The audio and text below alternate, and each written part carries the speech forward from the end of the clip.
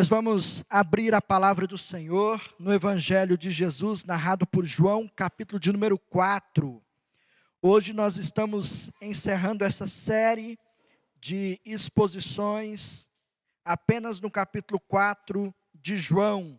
Foram 4 mensagens nesse capítulo e hoje nós estamos encerrando a série que nós nos propomos a expor.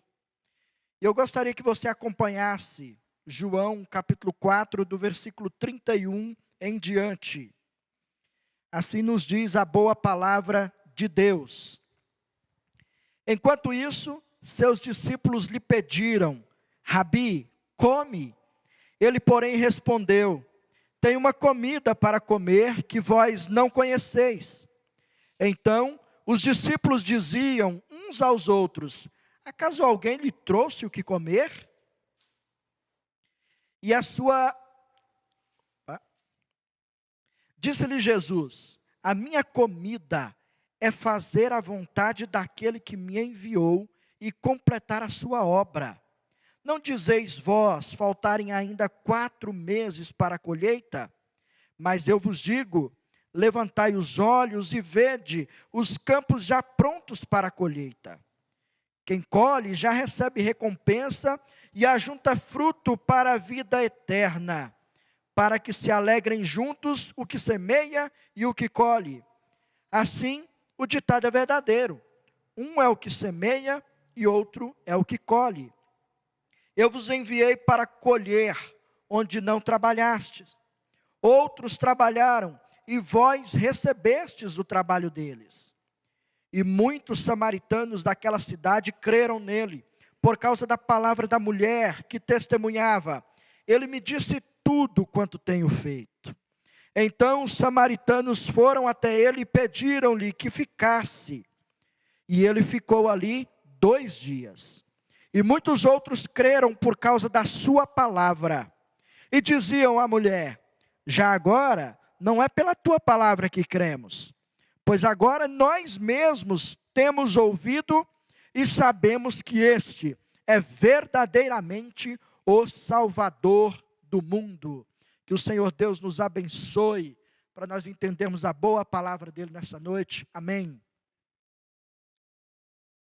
Você já teve a experiência de viajar com fome, ou de durante a sua viagem, chegar um momento em que a fome te incomoda, e aí você vai andando, viajando, e nenhum restaurante aparece, parece que a viagem vai ficando mais comprida, a cada momento que passa, cada quilômetro parece eterno, e a fome da gente vai aumentando, e os nossos pensamentos começam a divagar sobre qual o lugar e como é que nós faremos para suprir a nossa necessidade do momento.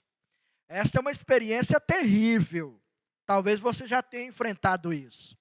Mas é justamente esta experiência que Jesus Cristo está experimentando com os seus discípulos. Você se lembra que Jesus saiu da região da Judéia e foi em direção à Galileia, viajando por quase 50 quilômetros. E essa viagem durou cerca de 1 dia e meio, para que ele chegasse até a cidade de Sicar. E chegando na entrada dessa cidade, eles pararam por alguns instantes. Aqui, vale lembrar que certamente a água e a comida deles não deu para sustentá-los durante todo esse tempo, já havia acabado. E eles estão chegando agora no final desse trecho, com fome, com sede, e certamente desidratados aqui, com um completo desalento físico. E é assim que nós encontramos Jesus parando junto ao poço, chamado Poço de Jacó, e os seus discípulos entram na cidade para poder comprar comida. Eles precisavam disso, esse é um sinal de que a comida tinha realmente acabado, e eles precisavam se alimentar. E enquanto Jesus Cristo esperava os seus discípulos retornarem com a comida, obviamente, Antes disso, chega uma mulher, chamada de mulher samaritana, ela vem tirar água do poço. E Jesus Cristo se revela a essa mulher. Ele se revela a ela porque enquanto ela buscava água para saciar a sua sede, Jesus Cristo aproveita a oportunidade para falar de uma sede maior. E ele se revela a ela como a água da vida. O único que poderia satisfazer e saciar a sede da sua alma e do seu coração. Jesus Cristo também ensinou a ela sobre a verdadeira adoração, sobre o tipo de adorador que o Pai procura. São aqueles que o adoram em espírito e em verdade, aqueles que não dependem de lugar, mas dependem da ação do Senhor, do Espírito do Senhor, para conduzi-los à adoração. Essa mulher aprende muito com Jesus. E eu gostaria que você ainda se lembrasse de mais um detalhe desse contexto, que é justamente aquele onde eu disse que Jesus Cristo chega ao lado desse poço e os discípulos vão comprar comida. Isso significa que eles precisavam se alimentar, estavam com fome, a comida tinha acabado. E então, quando essa mulher chega para conversar com Jesus, esse diálogo que dura provavelmente horas, Jesus ainda estava com fome. Jesus ainda estava precisando comer. Ele não tinha se alimentado. Talvez ela tenha sido gentil com ele e lhe ofereceu um copo com água para enganar um pouco o estômago, mas a fome continuava. E Jesus Cristo precisava de fato se alimentar. É justamente no momento em que a mulher fica completamente de boca aberta diante daquilo que aprendeu do Senhor, quando ela fica impressionada com tudo que Jesus Cristo havia dito e ensinado a ela, Jesus Cristo se revelando como a água da vida, como o profeta que conhece profundamente a vida dela, e também mostrando a ela sobre a verdadeira adoração. Essa mulher não se contém, ela quer falar para todas as pessoas, e é assim que ela sai da presença de Jesus, no exato momento em que os discípulos estão chegando. Eles ficam sem entender aquele momento. É estranho um judeu estar conversando com uma mulher samaritana, mas eles não questionam a Jesus, não lhe perguntam nada, e simplesmente se dirigem a ele. Talvez tenham colocado ali os alimentos que tinham trazido naquele momento, encontram um lugar propício para que eles pudessem fazer a refeição, e então se dirigem ao mestre Jesus e disseram: Senhor, come também, participe com a gente dessa refeição, o Senhor certamente está com fome. E é justamente aqui que nós encontramos um caminho para entendermos esse texto. É justamente diante do desafio dos discípulos para que o nosso Senhor Jesus Cristo pudesse se alimentar fisicamente naquele momento. É a partir daqui que nós encontramos uma forma de entender o que Jesus Cristo foi ensinar aquele dia, que ele estava comendo e bebendo a vontade de Deus. Esse é o tema da nossa mensagem nessa noite, comendo e bebendo a vontade de Deus. E nós vamos entender isso em 3 partes aqui. A primeira delas, nós precisamos entender qual é a vontade de Deus. E isso está nos versos 31 a 34. Nós precisamos descobrir o que o Senhor Jesus Cristo quer dizer por vontade de Deus aqui. Nós iremos aprender também que a vontade de Deus se cumpre em qualquer ocasião, diante de qualquer circunstância. A palavra do Senhor, a vontade dele sempre irá se cumprir. E por fim, nós iremos aprender que a vontade de Deus era de fato levar salvação aos samaritanos. Deus queria salvar os samaritanos. Se não, vejamos o nosso primeiro ponto dessa mensagem: qual é a vontade de Deus? Isso nós encontramos a partir do verso de número 31. Então eu acredito que a intenção de todo verdadeiro cristão é descobrir qual é a vontade de Deus para a sua vida. Você, certamente, sendo um cristão verdadeiro, você tem essa preocupação em viver de acordo com a vontade de Deus. Agora, infelizmente, muitos se perdem nessa busca, pois entendem que Deus tem uma vontade particular para cada momento da nossa vida. Como se Deus tivesse uma vontade específica com respeito à roupa que eu vou vestir, com respeito à comida que eu vou comer no dia, com respeito à quantidade de água que eu vou beber. É como se Deus compartimentasse a sua vontade e nós tivéssemos que descobri-la dessa maneira, em cada detalhe na vida. Mas nós podemos aprender da palavra de Deus acerca daquilo que o apóstolo Paulo escreveu na carta aos Romanos, capítulo 8, versículo 29, ele diz assim: porquanto aos que de antemão conheceu, também os predestinou para serem conformes à imagem de seu Filho, a fim de que ele seja o primogênito entre muitos irmãos.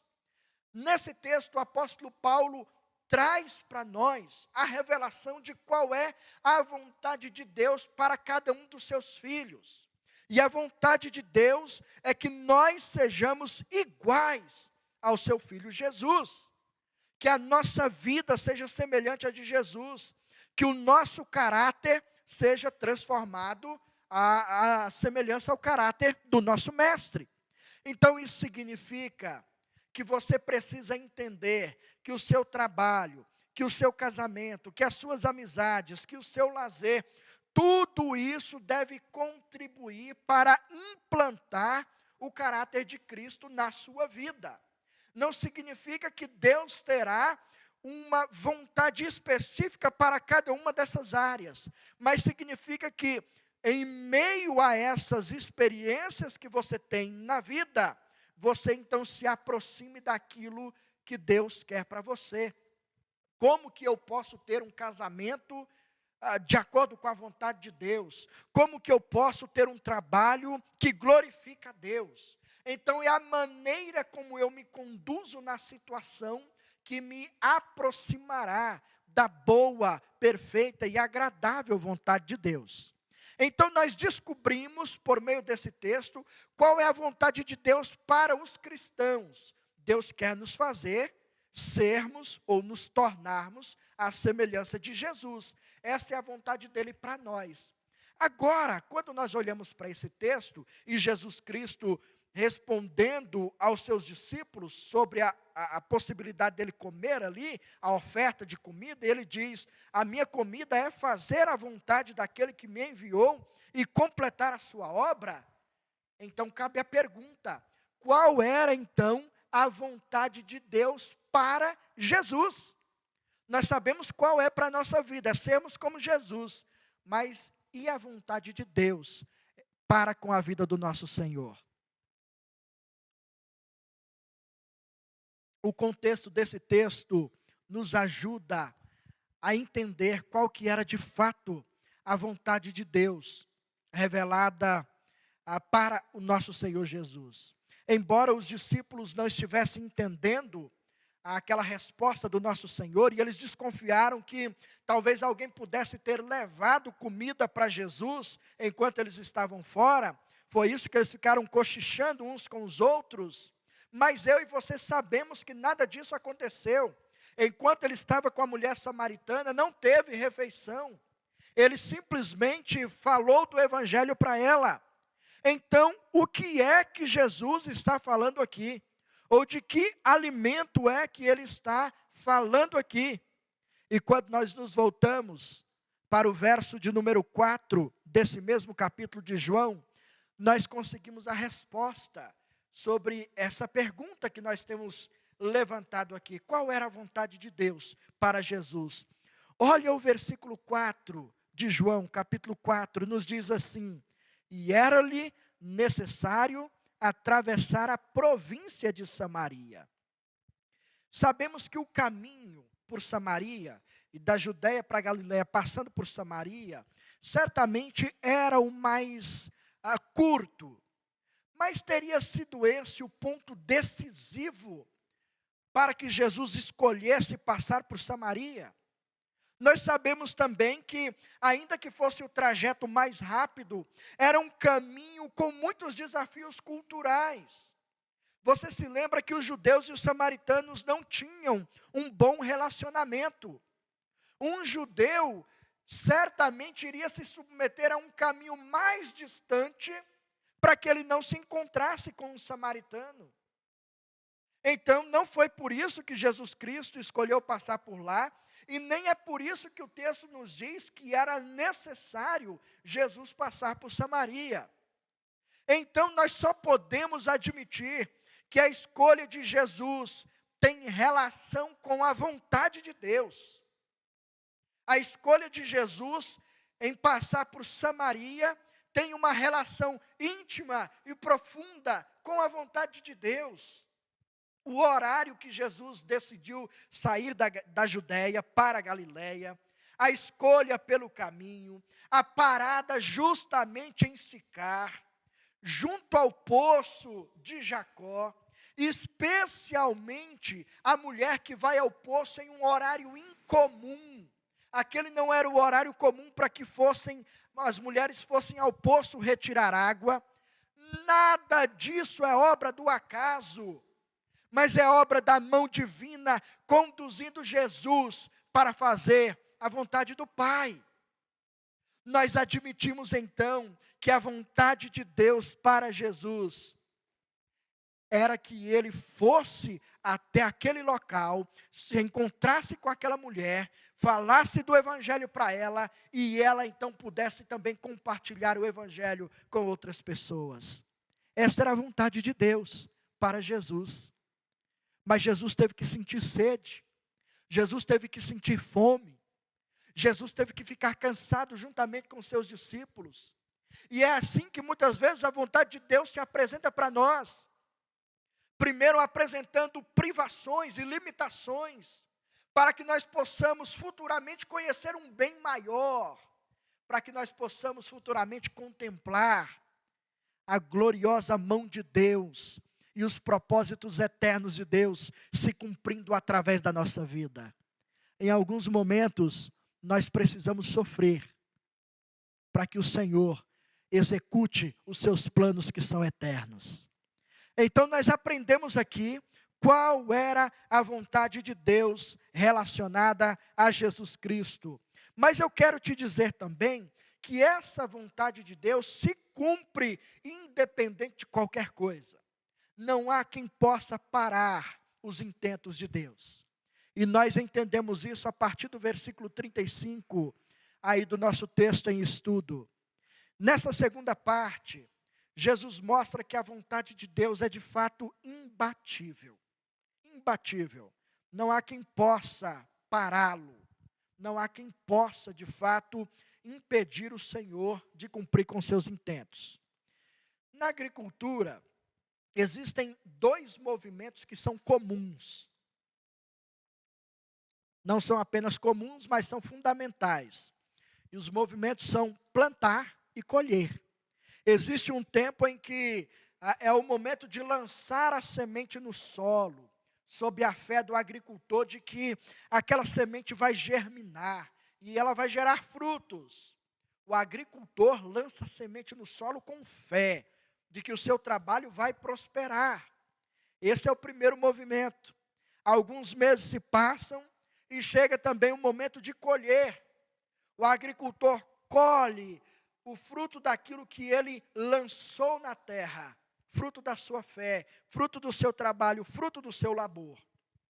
O tempo em que Jesus Cristo estava aqui com os seus discípulos, certamente era o tempo em que precisava se lançar a semente. Era o tempo de lançar a semente. Essa era a época do ano propícia para que esse movimento fosse realizado. Não era a época de colheita. Estava ainda aproximadamente uns 4 meses da colheita naqueles dias. Mas Jesus Cristo usa dessa figura para desafiar os seus discípulos a olhar no horizonte. Um horizonte que estava semeado. Um horizonte onde o solo estava repleto de sementes que haviam sido lançadas. E enquanto os seus discípulos olhavam para esse horizonte, Jesus Cristo diz para eles verem, observarem na mesma imagem os frutos sendo colhidos. Ora, mas eu acabei de dizer para vocês que aquele não era o momento de colher frutos. Então, como que é que Jesus Cristo queria que os seus discípulos olhassem para um terreno plano com a semente lançada e ao mesmo tempo visse as pessoas colhendo? Era praticamente impossível. E é óbvio que não era isso que Jesus Cristo queria que os seus discípulos vissem. Ele estava usando desse elemento para mostrar uma verdade maior. Porque de igual modo, pensar na salvação dos samaritanos poderia parecer algo longe demais, distante, talvez até impossível para um judeu pensar que um samaritano pudesse ser salvo. Não era aquele tempo. Poderia ser até que aconteceria, mas não naquele momento. E Jesus Cristo está usando dessa figura para mostrar que esta era a vontade de Deus, que aquele povo fosse alcançado pelo Evangelho naquele tempo. Mais do que isso, que eles fossem colhidos como fruto do penoso trabalho de nosso Senhor Jesus. A figura é simplesmente para mostrar que o Evangelho estava chegando no lugar onde habitavam os desprezados. Os samaritanos eram vistos dessa maneira. Mas Jesus quer mostrar que o Evangelho é poderoso o suficiente para alcançar aquelas pessoas, para alcançar aquela região. A mensagem de Jesus aqui também traz um tom escatológico, pois ele afirma que o ceifeiro está no mesmo momento se alegrando com os frutos que foram lançados. O fruto que a semente foi lançada e agora eles são colhidos e serão colhidos para a vida eterna. É isso que Jesus Cristo está mostrando. Há uma dificuldade que nós encontramos no versículo de número 37, porque não temos o registro de que alguém tenha ido pregar o evangelho entre os samaritanos. Nós não temos esse registro. Nós sabemos simplesmente quem estava ceifando os frutos. Jesus Cristo agora apresentando os seus discípulos, que iriam participar de um resultado daquilo que eles não trabalharam. É isso que Jesus Cristo está dizendo. Então, como nós não temos um registro de que alguém tenha ido lá antes pregar, nós só podemos entender que Jesus estava falando era dele mesmo. Dele sendo semeador. Ele plantando a semente naquele lugar. E os seus discípulos agora iriam colher aquilo que foi semeado. Os desprezados samaritanos estão recebendo o evangelho, não de qualquer pessoa, mas do próprio Senhor Jesus. Isso era uma afronta para os próprios judeus, para que eles pudessem refletir. Não foi qualquer pessoa que se dirigiu até os samaritanos, que foi até a terra dos samaritanos, para poder levar o evangelho a eles, oferecer a eles a graça de Deus. Foi o próprio Filho de Deus que se dirigiu a eles, em obediência a Deus Pai, e então lhes entregou o evangelho poderoso, que traz o resultado, que é a parte que nós concluímos essa mensagem de hoje, que houve salvação para aquele povo. A salvação chegou naquele lugar. Isso nós podemos ver a partir do verso de número 39 até o 42. A salvação chegou para os samaritanos. É assim que nós encerramos essa série nesse capítulo de João, capítulo 4 no Evangelho de João, afirmando que a salvação chegou para os samaritanos. O evangelho chegou naquela cidade, destruindo os portões infernais que separavam aquele povo do acesso às bênçãos de Deus. Houve salvação naquela cidade, e isso aconteceu por duas vias. Primeiramente, a mulher que vai até aqueles homens com quem ela buscava encontrar prazer e satisfação na vida, com quem ela buscava preencher o vazio do coração. É a esses homens que ela se dirige primeiramente, fala do evangelho para eles. Ele me falou tudo sobre mim, ele sabe tudo sobre mim. Mas também o evangelho chegou naquele lugar por causa da pregação do próprio Jesus. Os próprios samaritanos o convidaram para permanecer entre eles por 2 dias. Vejam o poder do evangelho. Eram 2 povos que não conseguiam ficar no mesmo lugar, que não conseguiam se assentar na mesma mesa. Agora, esses inimigos estão se juntando por causa do poder do evangelho. Os samaritanos estão convidando aquele que diz ser o Filho de Deus para ficar com eles e falar do evangelho a eles. E agora esses próprios samaritanos dão um testemunho poderoso, surge dos lábios deles, quando eles afirmam: já agora, não é pelo que disseste que nós cremos, mas porque nós mesmos temos ouvido e sabemos que este é verdadeiramente o Salvador do mundo. Eles se dirigem à mulher e diz: o seu testemunho foi até importante, mas agora não é apenas por causa dele. Nós estamos experimentando a salvação da parte do próprio Filho de Deus. O evangelho encharcou o coração daquelas pessoas. A beleza do evangelho os encantou.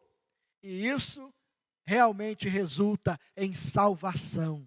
Salvação para a vida.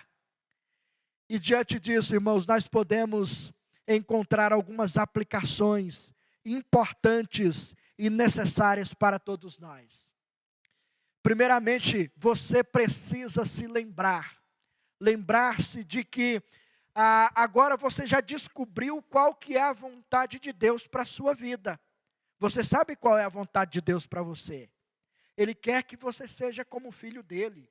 Ele quer que você seja como Jesus. Ele quer que você seja de fato parecido, o mais parecido com Jesus Cristo, o Filho dele. Agora, o que você precisa é discernir sobre a maneira que deve conduzir a sua própria vida. E em cada detalhe da sua vida, você entender como é que pode se aproximar mais da presença de Jesus e da vontade dele, para que o caráter dele seja forjado em você. Em alguns momentos, para discernir essa vontade de Deus, nós iremos precisar nos aproximar muito mais dele. Talvez por meio de jejum e oração. Para entender qual é o caminho que vai nos aproximar mais do Senhor. Qual é o caminho que vai nos fazer mais parecidos com Cristo. Esse era o ritmo de Jesus. Esse era o ritmo que ele conduzia a sua própria vida, alimentando o seu espírito, para que a sua mente fosse iluminada pela palavra, e ele então pudesse ter esclarecida na mente a vontade de Deus para a vida. Era assim que Jesus Cristo fazia, oração, jejum, buscando conhecer a vontade do Senhor, a maneira como ele poderia viver, para honrar e glorificar ao Senhor. E também, por fim, você precisa entender que há esperança para a nossa vida. E a esperança está justamente no fato de que a nossa segurança está na certeza de que Deus não deixa os seus projetos pela metade. Deus não abandona a sua obra. Deus não desiste de nada daquilo que Ele começa.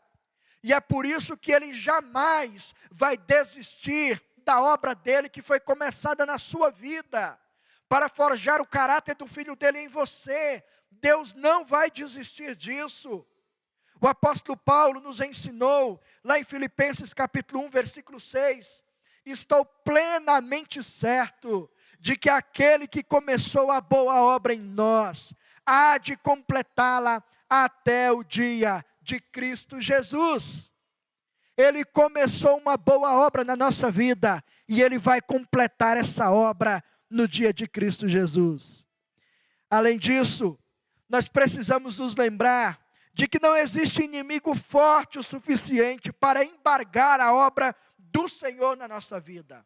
Não há inimigo poderoso demais que possa parar a obra que Deus começou em nós. A vontade dele irá se cumprir, mesmo que o inferno inteiro se vire contra a igreja. Ninguém pode parar a obra do Senhor, ninguém pode parar o avanço do poder do Senhor neste mundo. Você é o alvo dessa obra e certamente o Senhor não vai desistir de você, Ele não desistirá da sua vida. É por isso que nós podemos terminar nessa noite aprendendo aquilo que o apóstolo Paulo nos falou em Romanos capítulo 8, a partir do versículo 28. Sabemos que todas as coisas contribuem para o bem daqueles que amam a Deus, daqueles que são chamados segundo o seu propósito. Porquanto aos que de antemão conheceu, também os predestinou, para serem conformes à imagem de seu Filho, a fim de que ele seja o primogênito entre muitos irmãos. E aos que predestinou, a estes também chamou. E aos que chamou, a estes também justificou. E aos que justificou, a esses também glorificou. Esta é a obra do Senhor realizada na vida daqueles a quem Ele ama. O Senhor chamou a mulher samaritana naqueles dias. O Senhor chamou as pessoas de Samaria naqueles dias. E o Senhor nos chama ainda hoje para que nos tornemos verdadeiros adoradores, para que conheçamos a vontade de Deus para a nossa vida, para que nos alimentemos da vontade de Deus e nos regozijemos a cada dia mais em conhecer e continuar conhecendo o nosso bom Senhor, o nosso Salvador.